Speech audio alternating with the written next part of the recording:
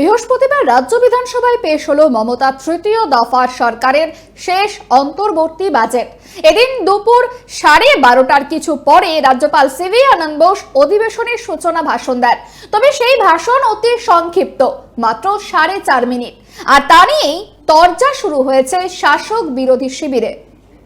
বৃহস্পতিবার পেশ হলো 26-এর বিধানসভা ভোটের আগে তৃতীয় মমতা বন্দ্যোপাধ্যায়ের সরকারের শেষ অন্তর্বর্তী বাজেট। নিয়ম মতোই রাজ্যপালের বক্তৃতা দিয়েই শুরু হয় বাজেট অধিবেশন। কিন্তু ভোটের আগের এই শেষ বাজেটে বিতর্কের সূত্রপাত রাজ্যপালের ভাষণ দিয়েই। বোস বক্তৃতা শুরু করার আগে থেকেই শাসক এবং বিরোধী শিবিরের স্লোগান পাল্টা স্লোগানে উত্তাল হয় বিধানসভা। এসবের মাঝে বিধানসভায় বক্তৃতা শুরু করেন বোস।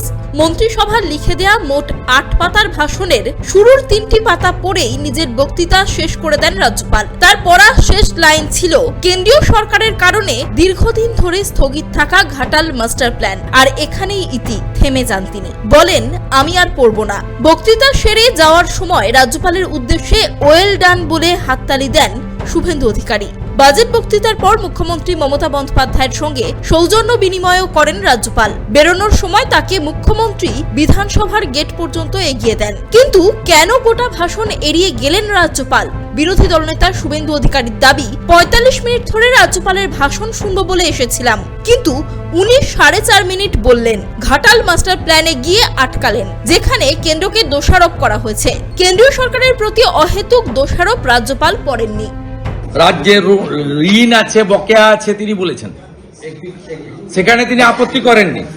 কিন্তু এই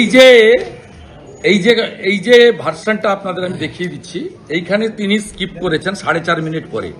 the Ghatal master plan held up by the central for a long time.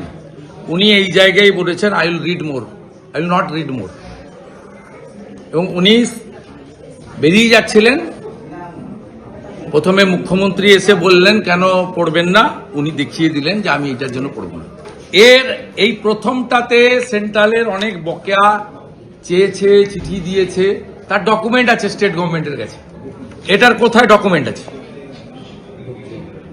Central government 50-50 রেশিওতে irrigation project করতে বলেছিল, জমি অধিগ্রহণের পরে স্কিম পাঠাতে বলেছিল। রাজ্য সরকার তো জমি অধিগ্রহণ করেনি, রাজ্য সরকার জমি অধিগ্রহণ করেনি, এবং রাজ্যপালের কাছে কোনো ধরনের ডকুমেন্ট না থাকার জন্য তিনি এটা পড়বেন কেন? যা লিখে দিবেন তাই পড়বেন। আর যত বয়কট, উনার জন্য অ্যালার্ট ছিল 45 মিনিট। হি পারফর্ম অনলি 4.5 মিনিট।